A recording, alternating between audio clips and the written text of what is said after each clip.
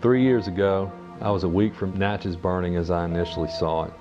Pulled onto Highway 61 and got hit by a girl going 70 miles an hour. And I came about as close to dying as you can come. The main result of that was that it caused me to just stop and reevaluate everything I was doing in my life.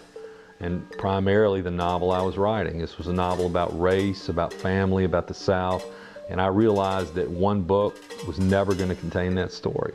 And that is what caused Natchez Burning to become merely the first volume in an epic trilogy about the South and a Southern family. Natchez Burning features Penn Cage, who's the mayor of Natchez and a former prosecutor from Houston, Texas, and most notably his father, Tom, who's appeared in some previous novels. Tom I think of as an Atticus Finch with a medical degree. He's much like my own father, who died during the writing of this novel. Tom Cage is charged with murder. We first think he may have euthanized an African-American nurse that we find that he loved. In the trilogy, Penn is forced to reevaluate everything he ever believed about himself, his father, his family, the South, his own prejudice.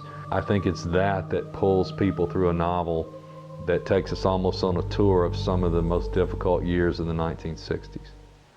A few years ago, I became aware that there was an ultra-secret, ultra-violent splinter cell of Ku Klux Klan across the river from Natchez.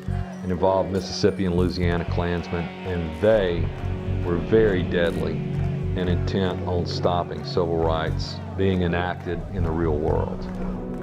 While Natchez Burning deals with violent racism in the South, it also points up the difficult reality that racism is an American phenomenon and none of us are immune to prejudice.